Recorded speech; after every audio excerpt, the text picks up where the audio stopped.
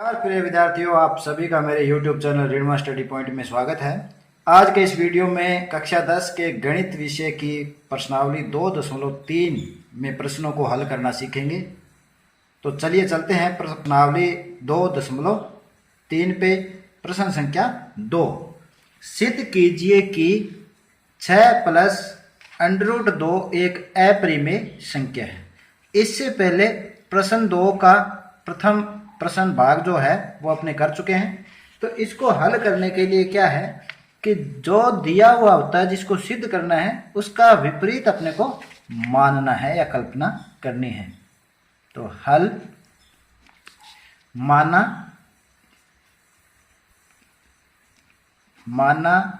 6 plus √2 एक परिमेय संख्या है, एक परिमेय संख्या है, ये मानना है। तो परिमेय संख्या क्या होती है कि जिनको P/Q के रूप में लिखा जाए या जहां P और Q क्या हो, पूर्णांक हो और Q का मान 0 नहीं हो, उसे क्या कहते हैं, परिमेय संख्या। तो 6 प्लस √2 को अपने A/B के रूप में लिखेंगे। यहाँ पे लिख देते हैं A और B दोनों क्या है, पूर्णांक है और B का मान 0 के बराबर नहीं है। एक बात और है कि यहाँ जो A और B है, A और B दोनों सह अभाज्य संख्याएं होती है। सह अभाज्य संख्याएं अपने यहाँ जो ली है, जो परिमेय संख्या ली है, वो दोनों की दोनों सह अभाज्य संख्या ली है। सह अभाज्य संख्या वो होती है जिसके अंदर सिर्फ एक का ही भाग जाए, उसके अलावा किसी अन्य संख्या से वो विभाजित नहीं हो। इसको सरल कर लेते हैं। तो यहाँ देखिए, बाईं तरफ √2 रखेंगे बराबर A/B दाईं तरफ है, ये 6 इधर आएगा तो क्या हो जाएगा, -6, या √2 बराबर, इसे सरल कर लेते हैं तो लघुत्तम क्या आएगा, B। परिमेय संख्याओं को हल करने के लिए क्या लिया जाता है, उनका लघुत्तम लेकर फिर उनको सरल किया जाता है जोड़ या घटाव के लिए। तो B का B में भाग देंगे 1 और 1 को A से गुणा किया A, बीच में निशान माइनस का, 1 का B में भाग दिया B और B को 6 से गुणा किया तो क्या हो गया, 6B। ये जो है समीकरण 1 मान लीजिए इसको। यहां देखिए, यहां यहां दाएं पक्ष में A, B और 6 तीनों क्या है, पूर्णांक है। अतः यहां दाएं पक्ष में A, B और 6 पूर्णांक है। अब जब ये भी पूर्णांक A, B भी पूर्णांक और 6 भी पूर्णांक है, तो ये सारे की सारी क्या बन जाती है, ये परिमेय संख्या ही है। क्योंकि किसी भी परिमेय संख्या में कोई भी पूर्णांक जोड़ने या घटाने से जो संख्या प्राप्त होती है वो भी क्या होती है, परिमेय संख्या ही है। तो यहाँ पर A - 6B/B एक परिमेय संख्या है, परिमेय संख्या है। समझ आई? देख लीजिए एक बार फिर कि यहाँ पर अपने A/B परिमेय संख्या ली है। परिमेय संख्या का जो गुणधर्म है कि परिमेय संख्या में कोई भी पूर्णांक जोड़े या घटाएं तो जो परिणाम प्राप्त होता है वो भी क्या होता है, परिमेय संख्या ही होती है। तो यहाँ पर A, B और 6 तीनों क्या है, पूर्णांक है। तो ये पूरी क्या है, एक परिमेय संख्या है। अब लिखते हैं समीकरण 1 में, इसी समीकरण के अंदर समीकरण 1 में दायां पक्ष में क्या है, A - 6B/B, ये कोष्टक में लिख दे। दाएं पक्ष A - 6B/B एक परिमेय संख्या है। 6/B क्या हो गया, एक परिमेय संख्या है, इसलिए √2, इसलिए क्या है, √2 भी एक परिमेय संख्या है।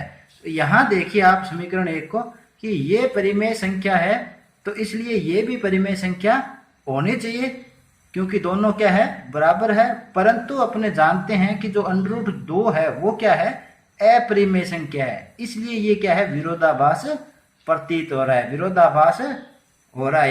यहाँ पे अपने को क्या मिल गया, विरोधाभास प्राप्त हो गया, क्योंकि यहाँ तो परिमेय संख्या है और इधर अपरिमेय संख्या है और बराबर समता का चिन्ह है। इसका मतलब अपने जो मानना है वो गलत मानना है। तो लिख देते हैं, इससे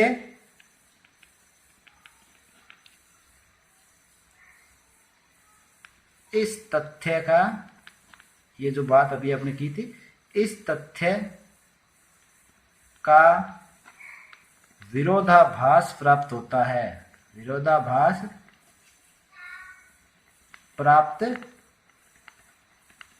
होता है। विरोधाभास क्यों प्राप्त होता है, क्योंकि यहां पर जो ये समीकरण है वो दोनों पक्षों में समान नहीं है, परंतु ये कह रहे समान है, इसलिए यहां विरोधाभास प्राप्त होता है। कि कौन सा विरोधाभास प्राप्त होता है, कि √2 एक अपरिमेय संख्या है, ये विरोधाभास प्राप्त होता है। √2 एक अपरिमेय संख्या है, तो इसलिए हमारी कल्पना क्या थी, गलत है, हमारी कल्पना गलत है। हमारी अपनी कल्पना कौन सी मानी अपने, कि मानना 6 + √2 एक परिमेय संख्या है, वो परिकल्पना गलत है। अतः 6 + √2 एक अपरिमेय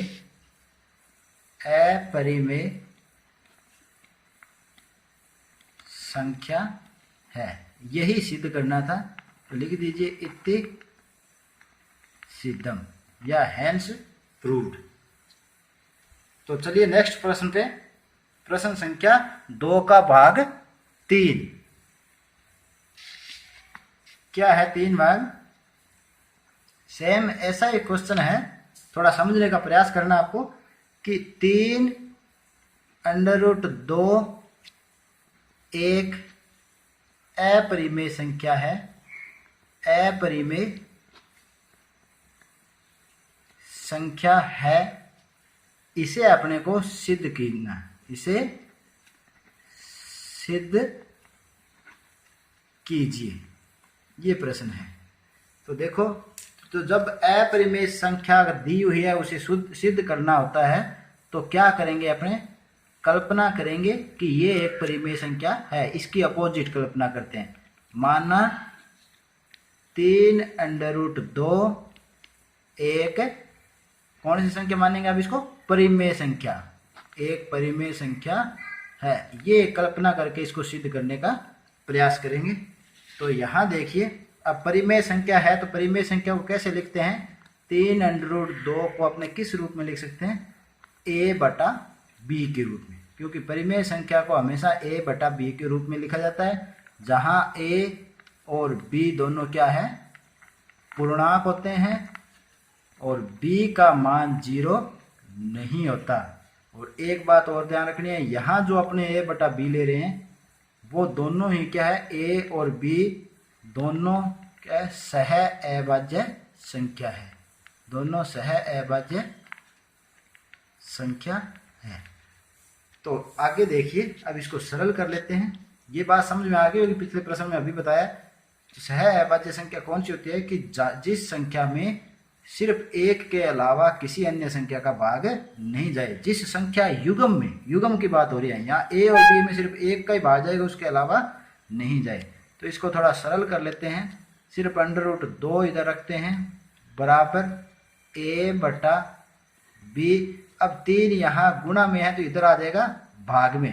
तो अब भाग में 3 को कैसे लिखते हैं, आप 1/3 के रूप में भी इसे लिख सकते हो, या हर के साथ सीधा गुना इसको कर सकते हैं। या ये आपको समझाने के लिए आप लिखा है, या √2 बराबर क्या हो जाएगा a/3b। ये जो है वो समीकरण 1 है। इसको आप क्या मान लो, समीकरण 1 मान लेते हैं। यहाँ एक बात और देखिए कि अभी पिछले प्रश्न में क्या बताया कि किसी भी परिमेय संख्या में जोड़ या घटाव करने से भी परिमेय संख्या प्राप्त होती है।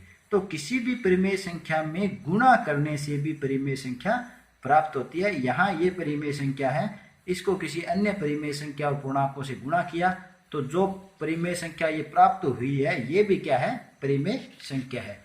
तो यहाँ लिख सकते हैं क्योंकि a, b और 3 ये तीनों क्या है, पूर्णांक है। तीनों क्या है, पूर्णांक है। अतः a/3b क्या है, बराबर एक परिमेय।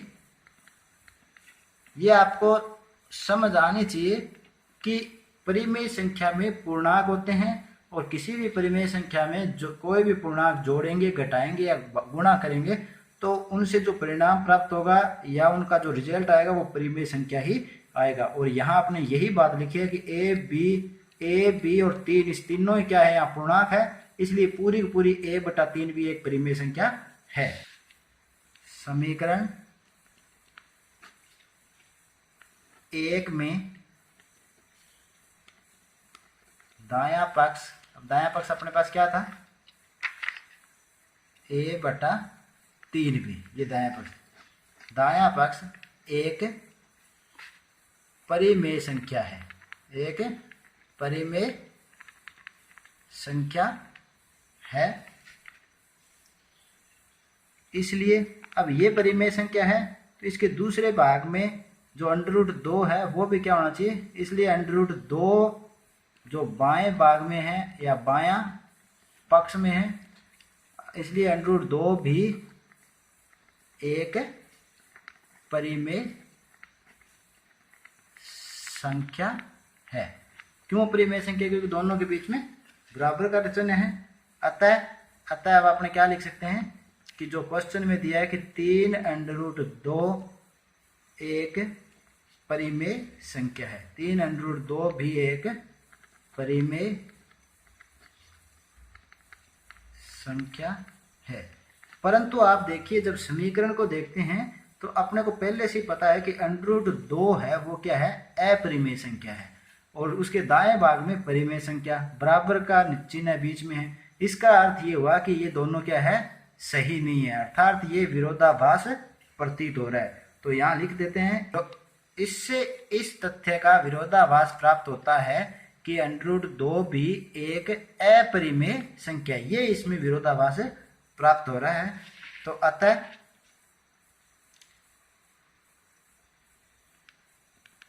या इसलिए हमारी कल्पना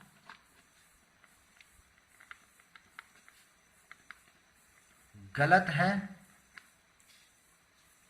अतः 3√2 एक अपरिमेय संख्या है, ये सिद्ध करना है आपने, एक अपरिमेय संख्या है, इति सिद्धम। तो इस तरह से इन प्रश्नों को आपको हल करना है। तो उम्मीद करता हूं कि आज के वीडियो में जो आपको प्रश्न समझाए हैं वो अच्छी तरह समझ आए होंगे। तो आज के लिए इतना ही, मिलते हैं नेक्स्ट वीडियो में इसी प्रश्नावली के शेष भाग के साथ। तब तक के लिए धन्यवाद।